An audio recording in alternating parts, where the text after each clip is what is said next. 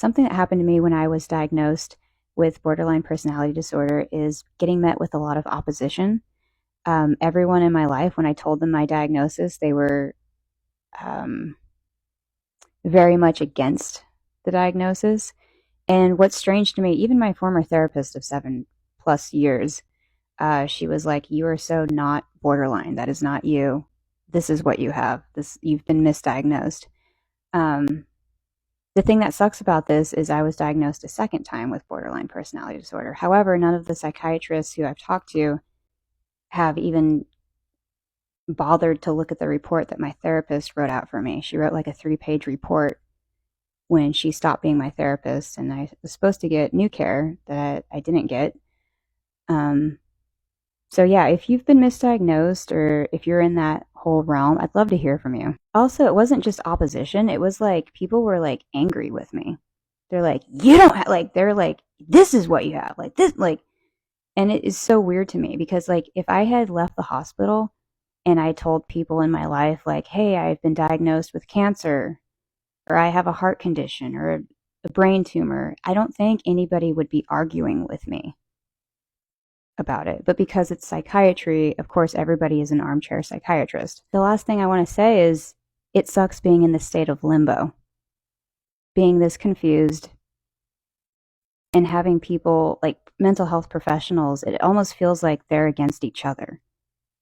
It sounds so strange, but like when I was in the hospital, I remember a nurse being like, "Oh, well," like having that kind of attitude with my former therapist. And I'm like, what is going on here?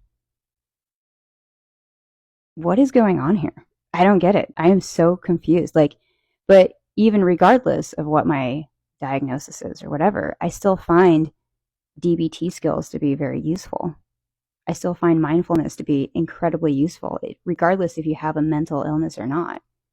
Everybody is dealing with their own emotions and their own mental state every day. It doesn't matter. Like, you have to look after your mind.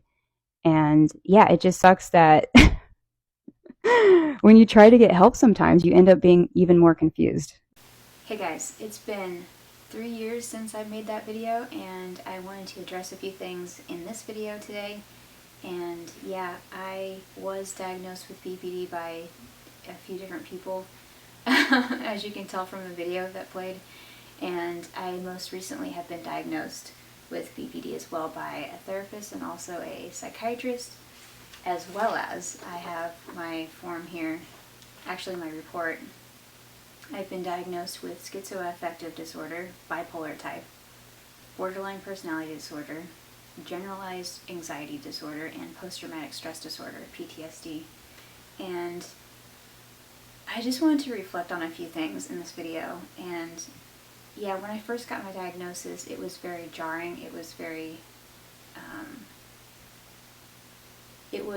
I don't want to really say shocking because I didn't understand what it was, and people around me also didn't understand what it was, even though they were pretending to understand what it was.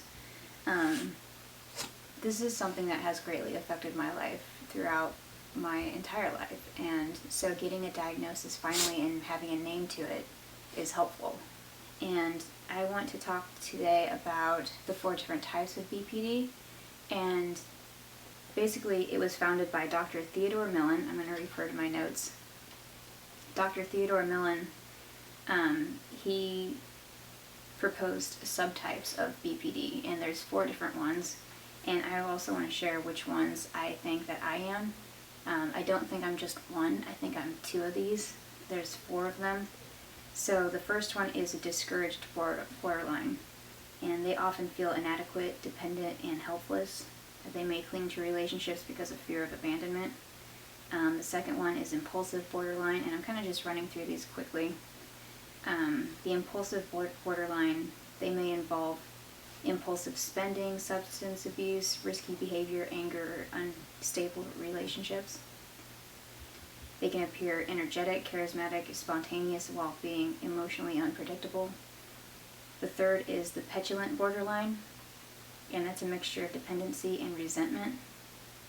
And they can also be stubborn, irritable, argumentative, or feel that others aren't giving enough. And The self-destructive borderline, this is the one I really greatly feel that I am, tends to direct distress inward and may involve self-sabotaging behaviors, intense self-criticism, withdrawal, or self-destructive impulses, can experience significant hopelessness and emotional pain. I feel that I'm the self-destructive borderline and also the discouraged borderline. Those are the two that really hit home for me. However, I do identify with all of these in some ways, and yeah, I'm not really sure where it ends. I just identify with each of these in their own ways, but definitely the self-destructive and also the discouraged borderline. But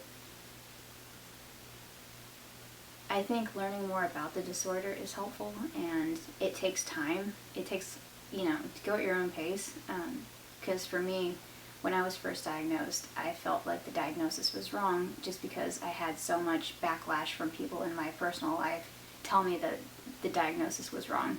And I would ask them, what is borderline? And they couldn't tell me an answer. So that just sums it up right there.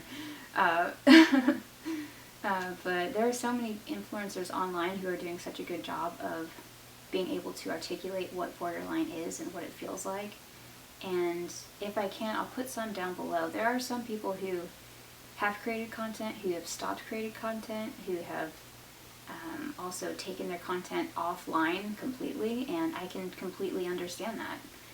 And this is something that is a heavy thing to discuss, and it's very personal. But while we're here, to help with my diagnoses, I'll also tell you guys what my medications are and my doses for them. So I'm taking lithium carbonate, and that's at 450 milligrams. I take 2 of those a day, so it's 900. I also take Seroquel, and that's 25 milligrams. I take Zoloft or sertraline, that's 25 milligrams. I take Lorazepam, that's 80 milligrams. And I also take propranolol when I feel like it. I don't take it every day. Thankfully, I used to. When I first got it, I just, I chugged that bottle. But my anxieties have gotten so much better since having that and having these other medications, especially Seroquel. I think that has really helped with my anxiety, and that's one of the more recent ones that have been added to my regimen, so that's really good.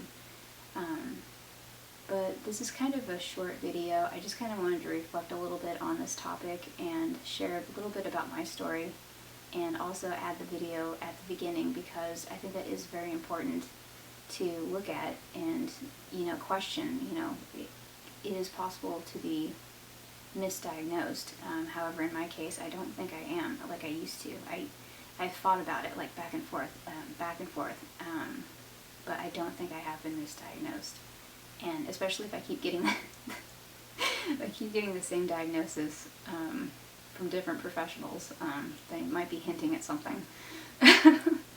So yeah, that's it for this video. I hope you guys found it somewhat helpful, and I'd love to read you guys' questions down below in the comment section, and I'll talk to you guys next time.